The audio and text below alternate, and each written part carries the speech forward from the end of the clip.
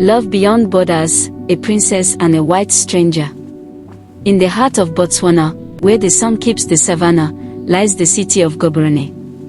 In the richest suburb, Farai, Princess Sophie lived a life of luxury. But Sophie's heart yearned for adventure, for love, and for freedom. One day, while exploring the bustling town market, Sophie met Leo, a charming tourist from Paris. Their eyes met amidst the vibrant colors and sounds of the market. Leo, enchanted by Sophie's beauty, introduced himself with a charming French accent. "Sophie, how are you?" "Leo, I'm enchanted, mademoiselle. Your smile lights up this market." As they strolled through the market, Leo fell in love with Botswana's culture. Sophie taught him about traditional dances and the local customs. The sparks between them grew stronger with each passing day. As they explored the city, their connection deepened, and they realized they were falling in love. Leo couldn't wait to meet Sophie's family and share his feelings. Leo visited the royal palace, dressed in his finest attire, and met Sophie's parents, the king and queen. They welcomed him warmly, and Leo mustered the courage to ask for Sophie's hand in marriage. "Leo, your majesties, I've fallen deeply in love with Sophie, and I promise to love and protect her with all my heart. May I have your permission to marry her?" 8 to 10 o'clock. The king and queen were taken aback by Leo's sincerity, but they wanted to test his commitment. "We invite you to stay with us for a while, Leo.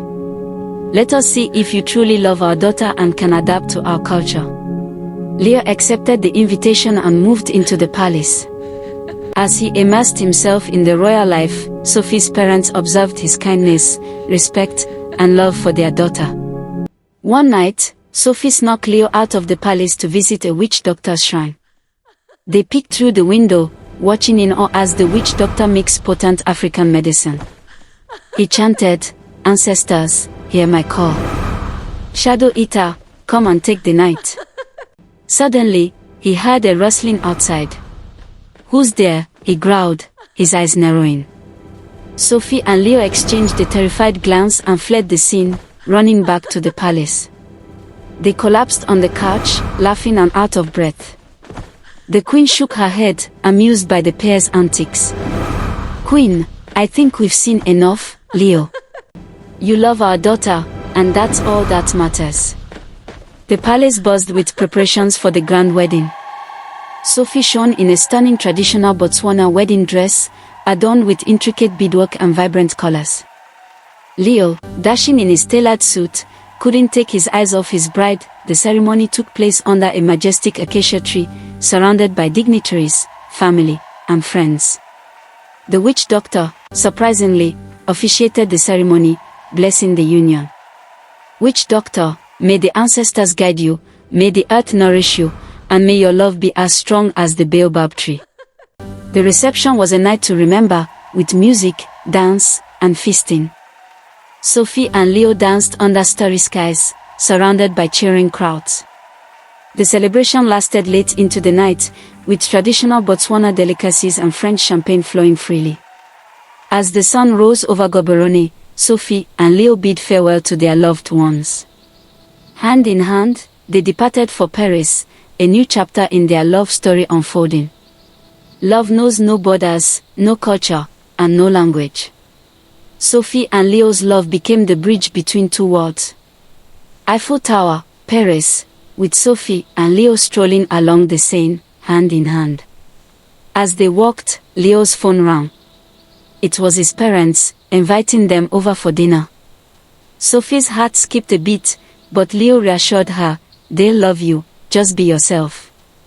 When they arrived, Leo's parents, elegantly dressed, were taken aback by Sophie's beauty and poise. But their surprise quickly turned to surprise and a hint of discomfort. "Leo, she's African," his mother whispered. The tension was palpable, but Sophie, sensing the unease, took charge. She charmed them with her stories of Botswana, her culture, and her family. She cooked a traditional meal, and the aromas wafting from the kitchen melted their hearts. Over dinner, Sophie regaled them with tales of her childhood in Gaborone, of her parents, the king and queen, and of her adventures in the savannah. Leo's parents listened, enthralled, their initial reservations slowly fading. As the evening drew to a close, Leo's mother, her eyes misty, took Sophie's hand. "Welcome to the family, Sophie," she said, embracing her. Leo's father, beaming, presented Sophie with a beautiful antique necklace, a family heirloom. Leo beamed, knowing his parents had accepted his love. As they left, he took Sophie's hand and led her to a stunning mansion on the outskirts of Paris. "Welcome to our new home, my love," he said, sweeping his arm grandly. Sophie gasped, eyes wide.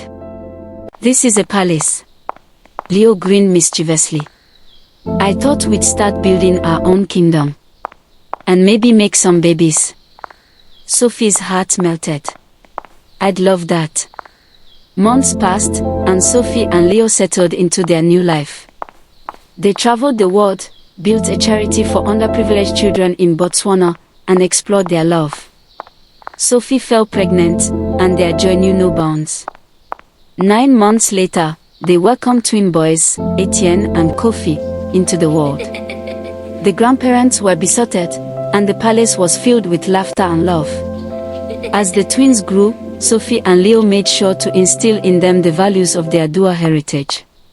They spoke French and Setswana at home, taught them African and European traditions, and took them on adventures around the world. Years went by, and Sophie and Leo's love continued to flourish. They built a dynasty, bridging cultures and traditions. Etienne and Kofi grew up to be confident, compassionate, and worldly young men, with a deep love for their African and French roots.